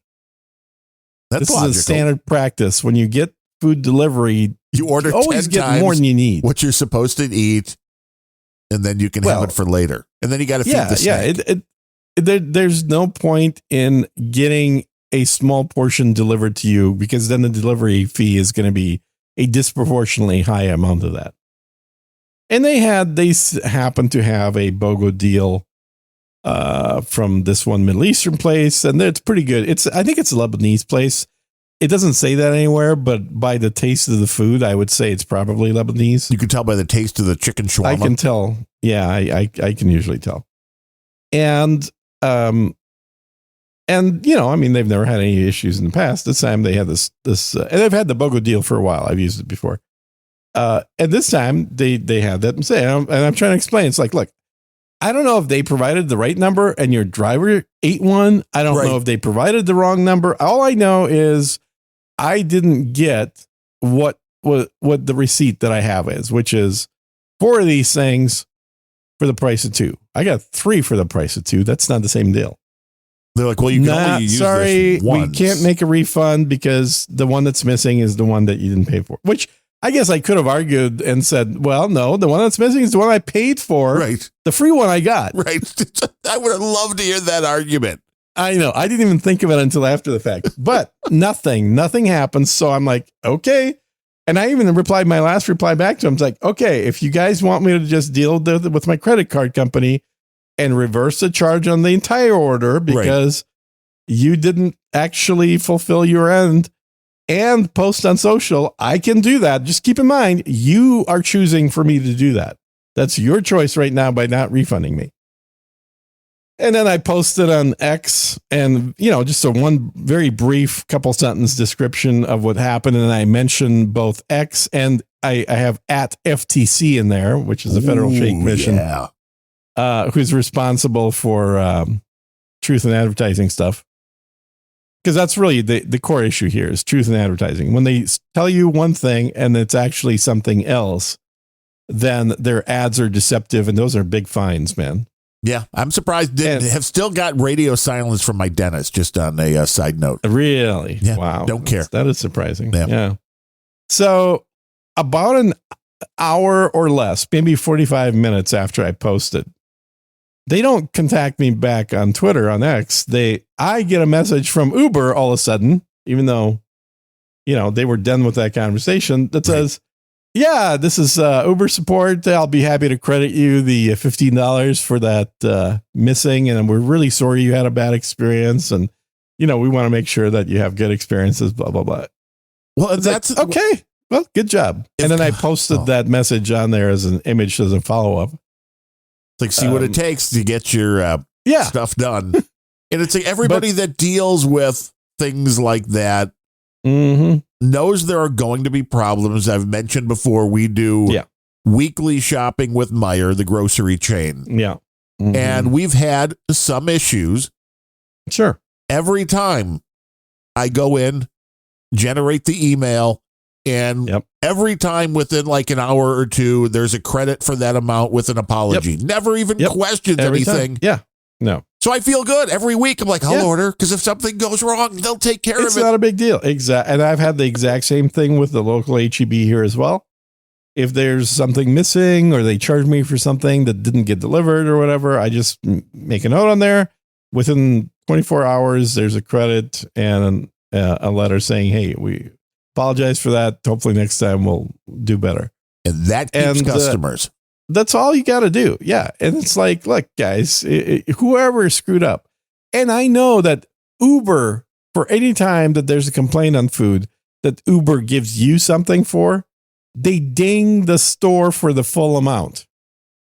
If they screw up by not giving you forks and you complain to Uber about forks and Uber says, here's $5 for your convenience, they'll then go back to the store and says, yeah, this one was free. You guys didn't actually do what you promised. Yeah, it's horrible. So Uber does what I'm doing with Uber. Uber does to the actual food places all the time. Yeah, I could never understand why half these food places that have. Now, if you don't have your own delivery guy, I kind of get it. You're adding something that you wouldn't. No, it's advertising. You're thinking of it from the wrong bucket. Using Uber when you're a restaurant isn't about delivery. It's about advertising. Because Uber will place you in front of customers you cannot reach. It's about the only reason to do it. Because it's they're the same not making reason money. You remember back when that company did the half off. What were they called? The restaurant.com. Groupon. Groupon, right. When Groupon became big, it was like, hey, you could get a deal. Just come in, get an ice cream for half or 25 cents for your first ice cream or some bullshit. It's the same reason. Like, these are all loss leaders. These are all things you're not going to make money on, or if at best you're going to break even on. Or lose money. But what they do is they get new faces that you wouldn't otherwise get. And that's always, I find, to be kind of funny when somebody orders on the Uber Eats and then complains directly to the restaurant. Yeah. I can tell you, there's the restaurants are like, but we didn't make any money on you, so we. And it's the wrong way to go about it again because they entered into it. But they take 30% or so from the restaurant. So if you order $100 worth of pizzas and have them delivered via Uber, like the restaurant is taking a $30 hit. Well, they're not, because as far as pizza, at least, because I did check on this, the Uber prices on pizza are basically retail price. The price that you get if you order direct at $4 or $5 a pizza, whatever the current discount levels are, you can't get through Uber. Which is interesting because when they first started, they were like, you can't change the prices for Uber things. And then they realized, well, you kind of have to if the whole system's going to work. Well, you can't give Uber your sale price that you yourself are barely making any money on. Like, I'm sure what, like you said, 30% or more that Uber gets from those pizzas, they're not making any more on the Uber pizzas than they are on pizzas that you yourself order direct for $5 a pizza. But then Uber is billing the customer a higher price for those pizzas. It's a great scam if we could have got involved in it. Who thought this is one of these things that's like, I would have never thought it could even be possible to work food financially. Delivery? Yeah. Food delivery where you're taking 30% of the bill in order to do that, plus expecting people then to tip. Yeah. What, people tip? Some do, some don't. I was looking at now that we had the, what do they call them? Amazon Fresh stores. It's not the Whole Foods, but I think it is the Fresh store that just opened up here within delivery distance. Because they were pushing if you pay an extra $10 a month, any $35 order is free. Nice. Delivery. But that is good. I'm not an asshole, so I'm still wondering, it's like, well, what do people tip on a food delivery? And it's like, are you really going by a percentage? It said most people do $5. Whether I guess that's what they said. I don't know if this was. I don't think most people tip. Period. You think most are just like, screw you? You said it was free. First of all, no one has money to tip. I agree. Okay, that's the first thing. So the question is, do you just not order anything delivered because you don't have money to tip? Yes, that would Or be do the you still proper order thing. it delivered? I think would be the proper thing would be not to order delivery if you know the No, delivery why driver. would that be the proper thing? Not at all. If you know the delivery driver was working on tips, because otherwise the way this would go, and here's the pisser of it all. I hate the fucking pizza joints that are charging $3 or $5 for delivery. Yeah. And then expecting you to tip. It's like, really, that money should be going directly to your driver. It is. I don't think it is, which is for some of these. It was it Papa is. John's. It's a One of them $15 got nailed. minimum wage now, so they are totally going to the driver. Well, I don't. Is that back even when minimum work wage for- was $3? That would be a different issue. Yeah. Although Yeah. I think minimum wage is odd again. Maybe it's state by state for food service. Over $20 in California minimum wage right now. Nice.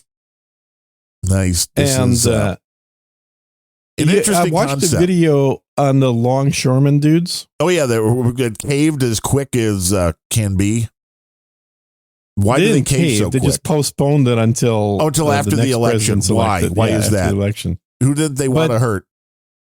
And I guarantee you that wasn't the rank and file that made that decision. It was the guys that actually are in cahoots with the Democrats.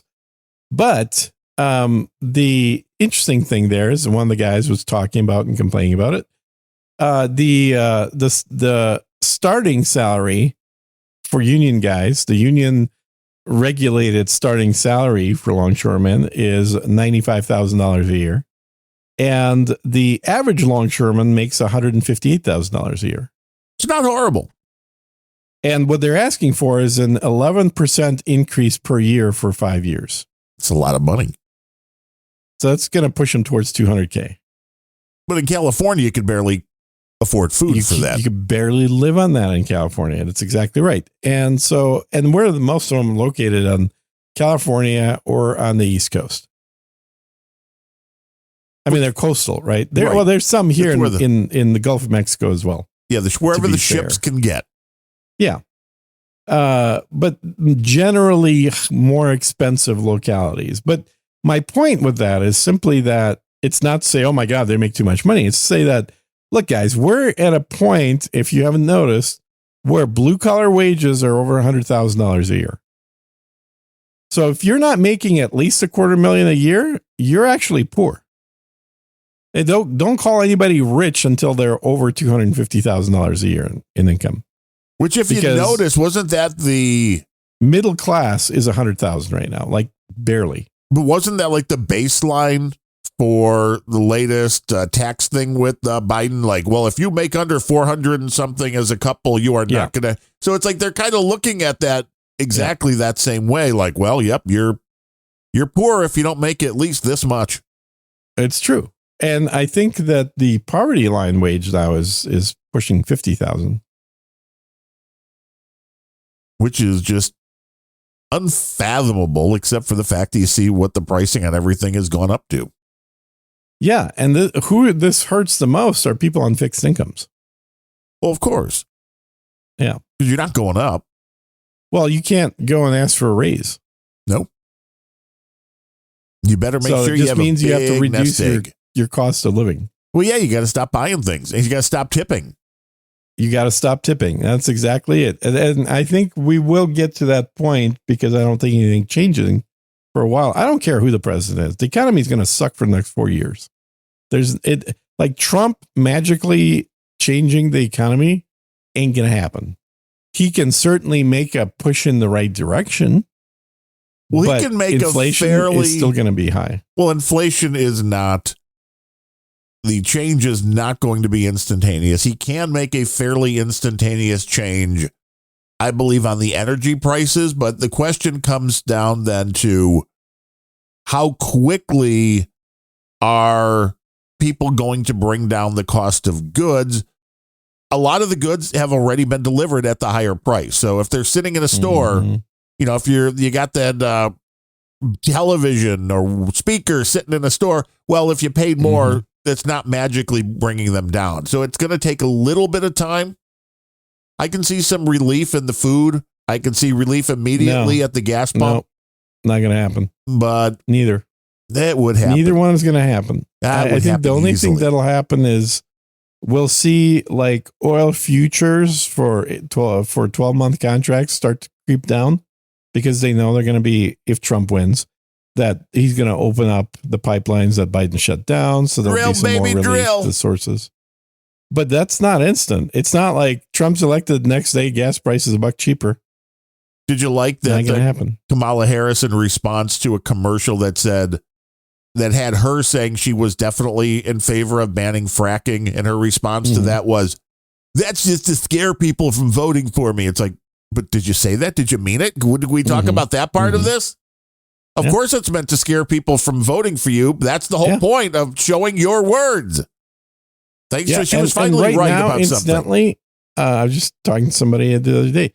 Yeah, they're asking for an 11% increase per year. Right now, looking at Shadow Stats, the only true source of inflation information, we are currently at 12% inflation. Now, that is down from a high of 17%, which is where we were in the first 2 years of Biden. So we are actually better today than we were 2 years ago. But not 4 years ago. But no, 4 years ago, the rate of inflation was about 9%. We've never been at the phony baloney rates that they keep trying to push, which is, inflation is 2% a year. No, it's not.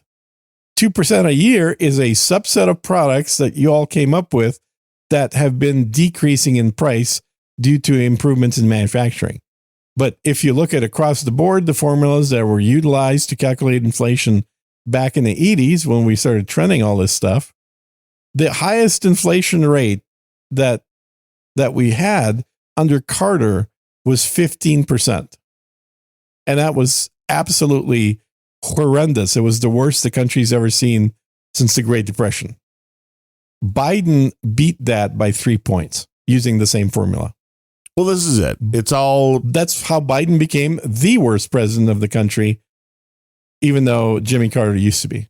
The perspective on these things, just like Kamala pointing at, oh no, look, they made the prices of eggs go up. Like, who cares? It's one very small product in one big grocery bill.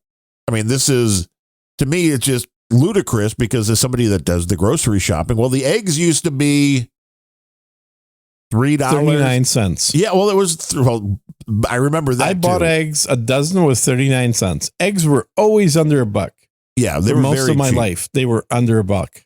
And even 4 years and I was always ago, surprised at how they can be that cheap. But nonetheless, the cost of a dozen eggs for the majority of my life was under $1. And even over the last 4 or 5 years ago during the COVIDs, it was, I was paying $3.40 for 2 dozen. So, I mean, okay, it was up to $1.50. Yeah. It's like, which is nothing. How many dozen eggs do you have to buy to make this something like, wow, this is going to cost me a lot this week? You know, this concept that the cost of eggs really matters. It's like, it doesn't. Well, it does, because in Austin, a dozen eggs is about $4.50 right now. Well, that's Austin. And those are pampered, very pampered chickens. They might be pampered, but you can't get them cheaper than that. Which is sad. Because eggs are good for you. Did you see the guy that ate nothing but eggs for a month? No. Oh, this story was all over the place. Because he thought the whole Probably thing dead. about, here's the beautiful thing about it. I mean, one, he was healthy, okay? So, I mean, maybe that's the difference. But he had a cholesterol test done, then ate nothing but eggs. I think they said he had like 24 eggs a day. That's a lot of eggs. For a month. Yeah. And his cholesterol numbers got better at the end of that month. Yeah, the cholesterol has nothing to do with, well, I shouldn't say nothing. It has very little to do with what you eat. The cholesterol has a lot more to do with what your body thinks it needs. Makes sense. Like if your hormones like testosterone are low, your body is going to produce more cholesterol. You got some because the cholesterol is the building block of testosterone along with a bunch of other hormones. Got to raise that. So if you're low, your body's trying to at least make sure that it's producing the things that is comprised of. Now, it's not just cholesterol that's that makes those up, but cholesterol is one of the base products of hormones. And so an imbalance in a body's hormone production is very likely to result in a high cholesterol accumulation because your body thinks you need it.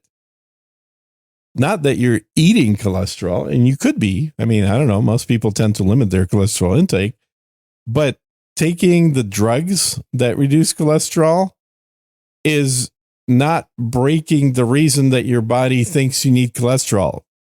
Like if you want to get your hormones to levels where your body thinks they're normal, you won't need to take anything for cholesterol because your body will stop trying to produce more of it. Now, Omega Project in the trollroom.io says Kroger cage-free large white eggs, $5.99. Well, you can't have those cage-free. I mean, that you put them in cages, way cheaper. Yeah, cage-free eggs are. I think in Austin, all the other kind of eggs are banned. I'm not even sure if there's. I thought cage-free is kind of like the lowest of the rungs now, and then you get free range. Yeah. Mm-hmm. So it's very interesting to see that concept as well. There was a dude on YouTube who tested all the different levels of eggs and whether he could tell a difference. And here's the bottom line. He couldn't. Yeah.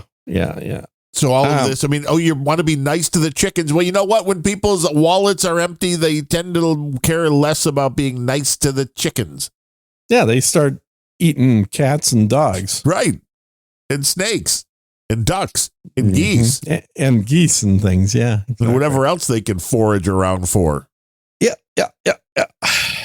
No, we're letting in 25 million undocumented people from countries with very different standards of living and expectation for what normality is. Countries where rape is not a crime. Is going to be a problem for the United States for many years. This is created by one president, but it's going to be a problem for the next 10 because there'll be whole generations of sort of hidden underclass that operates under very different rules. When you saw that, man, in the debate with the little snippy bitch that was doing the moderation, like, how are you going to get rid of those people? And I mean, Vance made a good point. Well, you originally you go after the people that have committed crimes, but beyond that, nobody has a good answer for how are you rounding these people up, and they know that. I mean, you know exactly how you need to round these people up. You know this concept, though, it's not going to stand in the land of the everybody free. Into FEMA camps, and then you check their background and see if their fingerprints match their birth certificate. Well, you're going to have to start. You're going to be like again. It's not going to be pretty if you get to the point to where you're going to have checkpoints on the expressways. You're going to have checkpoints. You're guaranteed. You're more likely to have checkpoints in cities than you are on the border. Oh, yeah. Because we want the border still to be open. That's fine. Nothing to worry about. Yeah, and this is all assuming Trump wins. If the Democrats manage to pull off another election like the last one that they did, and we have 4 years of Kamala, that's it. I think at that point, we're screwed. Our time and money is better spent on trying to find ways to leave the country. Well, so you're agreeing with our buddy comic strip blogger who did come in with the boost today, 4848. He wanted us to visit www.csb.lol, and he says, glory to Ukraine. But he told me the other day, Catherine, you Polish and we're Irish. Not reading any glory to the Ukraine messages on here, buddy. He says, go get EU passport. You're Irish and Polish. You got 2 chances. Get passport. Yeah. And maybe that's not such a bad idea at this point to. Oh no, they're worse off than we are. You know, well, Ireland is a beautiful country, which means they're also super small, which means it's even quicker to get over. And all it would take is for the current generation of the immigrants the migrant in the overrun UK the country to just migrate over one country to Ireland, and that's it. Ireland's done. The only thing in the pocket of the Irish is they know guerrilla warfare. The IRA is a serious organization. Oh, come on, please. That is not, it's a joke. It's not a joke. The whole thing's a joke. Whole damn country's a joke. Hey, I take the IRA over your Russian army any day, man. Okay. They are the stealth fighters. They will blow up your car. Yes, they'll blow. And how many blowing up cars did the Irish IRA do in the course of its entire existence? I don't know. How many cars they blow up? Lots. Like 20, 30? It's probably a lot more than that. I don't think so. I don't think you know. No, I don't think so, dude. No, it's a joke. Anytime you're comparing places with a super low population, as Ireland has, you have to take that into account for any kind of conflicts or comparison. There's probably more people that the IDF kills in one day than the IRA did in years. Let's see. ChatGPT knows all. Oh, yeah. The IRA in various forms, 1960s to the 1990s, during the Troubles, there were over 16,000 bombings in Northern Ireland, though not all of these were car bombings. Mm-hmm. The responsible for the majority of these attacks was the IRA. So about 16,000 bombings. It's a little more than 20 or 30. How many deaths, I said, not bombings. Deaths. How many deaths? Yeah. Mm-hmm. Let's say here, let's see. It's a different question, I suppose, to... well, you keep looking for ChatGPT. I've got the answer in front of me. How many deaths were caused? So total deaths, 2,058 over the course of however many years from 1969 until 2000 something. Approximately 3,500 people were killed during the Troubles. The IRA is responsible for about 2,000 of these deaths. That's what I just said. But it's a small place, so think of that percentage. They are not going to sit around and have their country overtaken. Unlike most of these, there's a big difference in the mental attitude in Ireland than there is. Okay, should we look up how many people are killed in Chicago? Well, that's a different thing. That's people they like. Oh, that's different. Okay. That's people they like. That's the interesting thing with Chicago. People they like. Okay. It's people of their own heritage is what and the deaths in Chicago are not people of their own heritage. They are. That's it. That's why it's different. Oh, okay. I see. And the Irish on black crime, man. Yeah, and the black Irish versus black Irish crime. Exactly. No, this was Irish versus English. That's a difference. No. Yeah. People living in Northern Ireland are predominantly English. Not English. No, they're English, man. They are. No, they're British, man. You have no idea what you're talking about. They are absolutely British. Yes. But that's not the problem. Ethnically. It's the problem. They're British. Politically. And they believe in a different God. That's religion. Right. They believe, in the same God, but a different version of their God. Yes. That pisses people off. Yeah, because that's the thing that you want to kill people for is belief in the same God, but with a different set of importance. Hey, people kill each other for less in the United States. But we do have That's what I'm saying. It's a tiny little country with a tiny little death rate. Yeah, but they're not going to allow you'll see. The migrants. Okay. The migrants will be expelled I would love for you to be right and for the IRA to go on the killing spree. There's another opening right there. However, I don't think you are right. Thanks to Weenie Wawa, too. He came in with $10.80. That's a monthly donation. Oh, nice. And Kevin Seifert came in with $5. We were off last week. It was my wife's birthday. Jean had the gout. Yeah. How is the gout? Oh, it was gone within 4 days. Oh, well, so the drugs do make a difference. They're not instant for sure, but what normally would be a week-long process with a very painful middle portion turned out to be 4 days and never got as bad as it sometimes gets. It was kind of like I still had the first 2 days. I still had the last 2 days, but that super painful in-between 3-day period was gone. Well, that's a plus. And then you went out shooting? Drugs work. Yeah, so I guess it was on Monday, but felt like the weekend. A friend of mine who I've played video games for a decade, but only met once before, was in town for a wedding. And so he and his wife, wanted to meet up and do something. And they wanted to make sure you were actually a real person. Oh, we'd met before, but And you're not a middle-aged black woman? I might be a middle-aged black woman. And I may identify as a middle-aged black woman. And so we went to the gun range. Now, to preface this, my buddy and by the way, he listens to the podcast. Well, hello. So hello, friend if of he Gene. is. Although he may no longer be a friend after he listens to some of the things I've said about him on the podcast, but he's pretty Jewish, pretty liberal, pretty East Coast. So, East Coast liberal Jew. So I can see he really would get along with you. Oh, totally. No, we actually are, and we get along great because the thing that he does that I also do is always just make fun of my friend, just always throw some zingers in there at people that I'm friends with. I know you've been on the receiving end of a few of those. I've never known it. So, yeah, I know. That's what makes it funny. And so, we're giving each other shit all the time. But I will say that he does fit some of the stereotypes, but not all the stereotypes. And so he wanted to go, or I guess his wife actually was the one who wanted to go shoot because she'd never shot a gun in her life. And she's so I took him to the range. Right.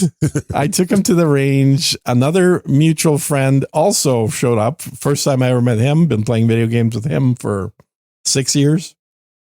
He came down from Missouri, and these guys came down from the East Coast. And so went to the gun range. It's a beautiful gun range out here. And then I brought, I think, 5 or 6 guns. The other buddy brought like another 5 or 6 guns. So we basically provided it was about a 2-hour long session in the range shooting a large variety of weapons. How many rounds of ammo were expelled, Boy, it's a good question. I don't know exactly, but I'd be surprised if it was probably less than 500 rounds. Oh, you have to. I mean, that's the fun right there. And that's where the cost comes in. But keep in mind, the more guns you shoot, the less rounds you actually use because more time is spent on like shuffling between weapons and loading different types of ammo in and all kinds of things like that. Whereas if you just bring one gun, you're probably going to use a lot more ammo because you're not switching out. And what makes a range beautiful? Do they have like cutouts of it's like 40? It's like 140,000 square feet. Nice. It's huge.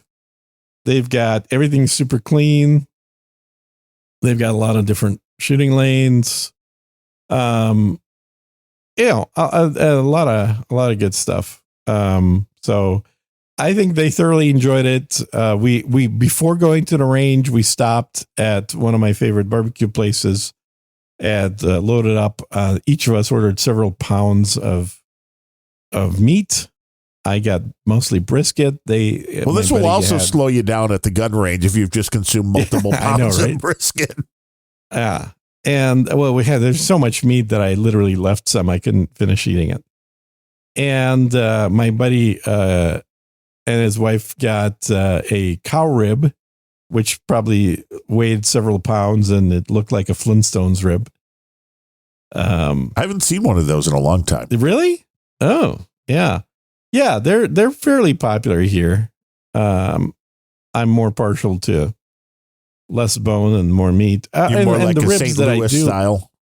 Well, that's what I actually like more is the Kansas City style rib barbecue where the meat is super tender, falls off the bone and slathered in sauce. They don't do it usually that way here. It's more of a the rub. Brisket here is pretty good. Yeah, more of a rub usually. But yeah, I went to the range and then kind of topped it all off by going to the oldest Mexican restaurant in Austin, which is an actual. Wait. So I'm just trying to get this straight. You went to the barbecue place, ate more brisket than you could barely move. You went and shot a few rounds and then went for Mexican food. Yeah. Okay. Well, forget the amount of bullets that were used. How many calories were consumed during this? Not more than 10,000 a person. Well, that's good. You got to have a limit. Yeah. And the thing I like about because I'm not a fan of Mexican food, you know that. The thing I like about this restaurant, which unfortunately I can't even drink anymore because it's alcoholic, is they have a super tasty avocado margarita. That would be interesting. I don't think I've ever seen one of those either, although avocados are awesome. Very, very tasty. It is super smooth. It kind of feels like mouthfeel, like you're eating ice cream. Well, yeah, because you're bringing the fat it's in. very fatty. Yeah, it's very fatty. So having a fatty drink makes it feel a lot more, even though it's not sweet, it nonetheless makes it feel more like a ice cream drink. But it was very tasty from memory, and they enjoyed it as well. So it was a good time. Oh, it was fun just hanging out with, a guy that I spent plenty of time playing video games with and yapping about all kinds of topics. And I will have to say, for how anti-Trump he used to be, I actually have a picture of him holding a Trump gun, a gun with Trump's face on it. Nice. People are coming around. Which now I have blackmail material to send to all his liberal friends. Nice. Okay, here's the other question on the feasts. Who grabbed for the check first? There's always somebody. Oh, I let him pay. Of course. I mean, you've already gotten on the other side of that. So the barbecue the barbecue for 5 people was over $300. Oh, easily when you say how much. Yeah. Yeah, the price of barbecue has gone up. Like every year I've been in Austin, it goes up. And I remember going to that place like in the first couple of years I moved here, and I think it was around, I want to say maybe $11 a pound. Now it's like 40 something a pound. It's insane. It's insane. Yeah. Well, I know, and again, this isn't the quality of the beef tenderloin that you like, but we had talked about the beef tenderloin at the grocery store here, the little local place. And they're what used to be a $5.99, $6.99 on sale. That was their big thing. Yeah, is up to $12.99 now. So that's doubled over the last since we start doing the show. It's doubled. Yeah, it's insane. Yep. Well, you remember I sent you a comparison of grocery bill from 18 months ago. Yes. Yeah, I still got mine too. Yeah, it was like a couple months ago I did that. And there was only one item on the entire receipt that went down a few cents. Everything else was up either 20, 30%, or some items like 200 or 300%.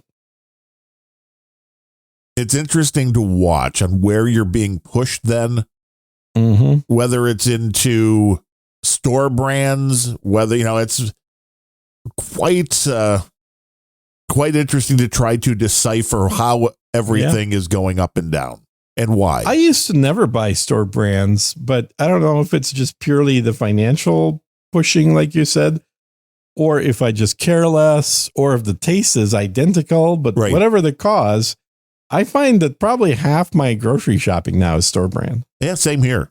And a lot of times it was just because they were better. There's a Frederick's brand that Meijer has out, and they have, and I don't eat a lot of potato chips, but these are smaller bags, and they've got like rosemary and feta, sweet Maui onion. They're actually good, and none of them use, at least none of the ones that I've purchased have MSG. There may be other ones that have it. So me finding any kind of flavored potato chip that doesn't have MSG is a win. And the quality on this stuff is just better. We bought a bunch of K-Cups that were the Meijer brand the other day. They had them on sale for 120 of the Colombian or 120 of the breakfast blend for $25, which is fantastic to get a K-Cup for like 20 cents a piece rather than like 50 to $1 a piece. And the quality seems to be there. What are you eating, Gene? I'm not eating anything. I'm just actually, I looked around. I can't find my iced tea. I must have drank it already. Wait, but where's the cup then? Have you had any iced tea this whole show, or did you go down, you pour the iced tea? I did this like a few weeks ago where I went to make a coffee and then realized I didn't put a cup in the coffee maker. Oh, no.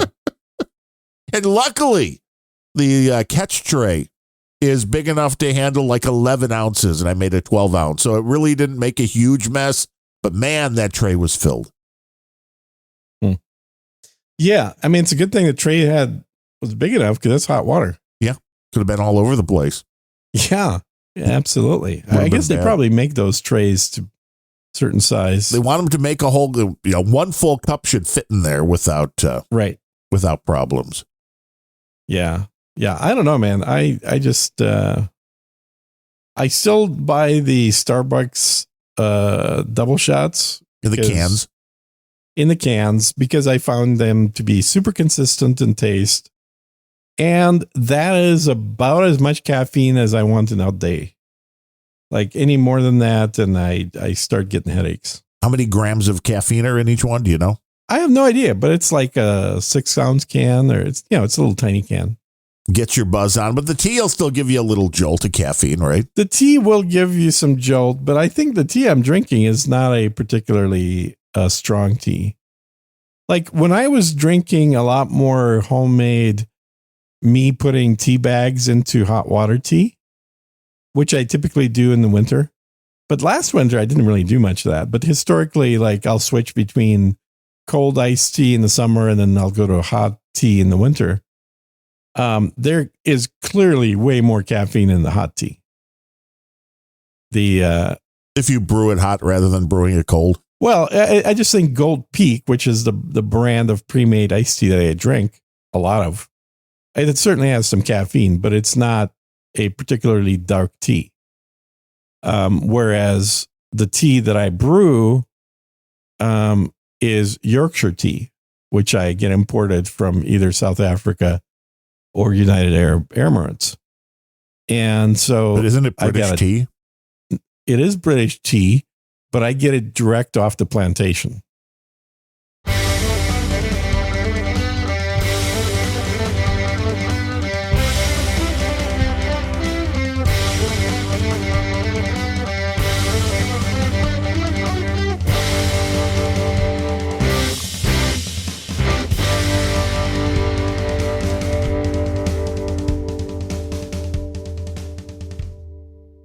If you don't like us, you gotta sue us.